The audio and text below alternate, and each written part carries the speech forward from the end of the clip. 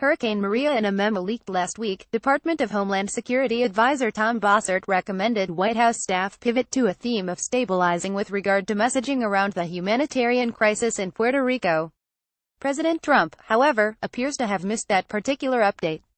On Thursday morning, he threatened to pull federal relief workers from the devastated island just 3 weeks after Maria made landfall. "We cannot keep FEMA, the military, the first responders, who have been amazing under the most difficult circumstances in PR forever." Donald J. Trump at Real Donald Trump, October 12, 2017. Meanwhile, most of Puerto Rico is still without power, hospitals are running out of medical supplies, and clean water remains scarce. Trump isn't the only prominent Republican refusing to recognize the severity of the crisis. In an interview with CNN on Thursday morning, Representative Scott Perry, a Pennsylvania Republican, accused host Chris Cuomo of fabricating reports of the severity of the disaster. "Mr. Cuomo, you're simply just making this stuff up," Perry said. "If half the country didn't have food or water, those people would be dying, and they're not." 45 Puerto Rican deaths have been officially confirmed so far, and reports from the ground indicate the unofficial number of deaths due to the storm is higher. Suck it up. On Wednesday, Iceland flipped the switch on the first project that will remove more CO2 than it produces. The plant is operated by Climeworks, which also opened the first commercial carbon capture plant in Switzerland earlier this year. Here's how direct air carbon capture works. Giant turbines pull in huge quantities of air, hoovering up molecules of carbon dioxide so we can store it somewhere that's not the atmosphere. The Icelandic pilot program can remove an estimated 50 metric tons of CO2 from the air in a year. It pumps the collected gas deep into the island's volcanic bedrock, where it reacts with basalt and essentially turns into limestone. Voila! No massive reservoirs to manage for millennia, just a lot of rock. If all this sounds too good to be true, there's a reason. Ambitious clean coal plants have been engaged in a very public struggle with the economic reality of carbon capture in recent years, and direct air capture is an even tougher sell. But it's getting more affordable. Today, companies estimate it would cost between $50 and $100 to capture a single metric ton of carbon. Iceland's plant has already achieved $30 per metric ton. It will never work as a substitute for action to reduce emissions, but carbon capture could be a crucial part of keeping global temperatures in check this century. Hurricane Maria. 3 weeks after Hurricane Maria struck, 36% of Puerto Ricans, more than 1 million people, still lack access to clean water. That's a slight improvement from 1.5 million 2 weeks ago, but still. In desperation, people are getting their water from contaminated creeks, sewers, and maybe wells at Superfund sites, those polluted areas often contaminated with cancer-causing chemicals. Quietly tucked away in an EPA news release from Tuesday, there are reports of residents obtaining, or trying to obtain, drinking water from wells at hazardous waste Superfund sites in Puerto Rico. EPA advises against tampering with sealed and locked wells or drinking from these wells, as it may be dangerous to people's health. Puerto Rico has more than its share of Superfund sites, a legacy of industrial pollution, toxic landfills, and bomb testing by the U.S. military, 18 such sites, to be precise. These toxic sites aren't the only danger. There's also risk in getting water from rivers and streams. People are already dying from diseases caused by contaminated water, and health experts warn that Puerto Rico could see significant epidemics. Keep that in mind next time you hear someone from the White House say the relief effort is going well. No, while we're all talking about IQ tests, here's a math problem. Imagine you're a tree with 56 apples to take care of.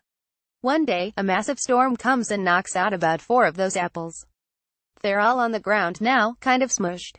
But one of those apples didn't have the same advantages as the other ones, too many pesticides growing up, let's say, and it's extra smushed. It is also $74 billion in debt. You may ask, who loaned an apple $74 billion? Hedge funds have long embraced predatory lending practices, but that's a math problem for another time. Anyway, as the tree, it's your job to get those apples back in shape.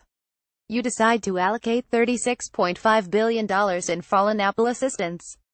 But only $5 billion specifically goes to that extra smushed, indebted apple, and then that apple has to pay it back. It has to share about $14 billion with the other less indebted and smushed apples.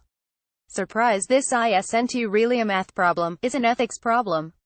The tree is the United States government, the apples are all of its states and territories, the smushed apples are Florida, Texas, and the U.S. Virgin Islands, and the extra smushed apple is Puerto Rico. Donald Trump's self-lauded aid plan for the ailing and indebted territory is a loan. Electric Roundup Volkswagen Group, the company behind VW, Audi, and Porsche, pledged to commit $1.7 billion to electrify heavy-duty vehicles like trucks and buses at an event in Germany on Wednesday. Yes, this is the same company that got tangled up in not one, but two emission cheating scandals in the span of about a year. The release is one of multiple similar announcements made by big automakers this month. Jaguar Land Rover revealed a new plug-in hybrid option Range Rover on Monday, available for purchase in 2019. Last week, General Motors, America's largest automaker, announced plans to release 20 all-electric vehicles by 2023. Two of those models will be unveiled in the next 18 months. Not to be outdone, Ford Motor announced plans to release 13 electric models by 2020, and the company will electrify 40% of its cars worldwide by the end of the decade.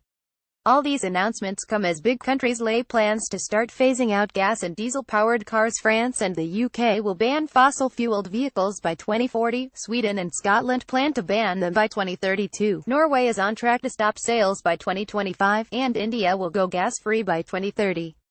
Even China, the world's largest market for automobiles, is working on a timeline for phasing out production of gas-powered cars. Broken record. Heartbreaking images are pouring in from wine country, north of San Francisco, where fires continue to rage. At least 21 people have died in the blazes so far, and in one county alone, 670 people are listed as missing.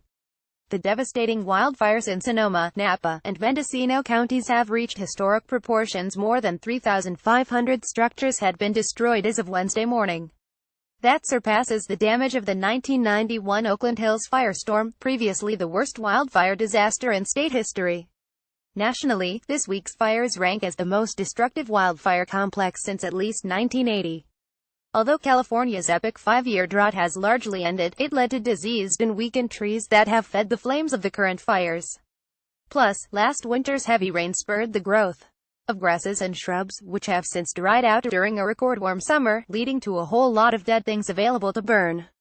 Tack on the exceptionally strong Diablo winds and a few stray sparks, and we're seeing the horrific consequences. Altogether, the fires have burned more than 170,000 acres, an area more than only fifth the size of the state of Rhode Island. The National Weather Service forecasts strong winds and low humidity on Wednesday, which could cause the fires to grow even more in the next day or two. As climate change continues to make droughts longer and more severe, conditions like these will become more and more common. Thinking about buying the new iPhone? Watch our video on how to repair your old phone instead.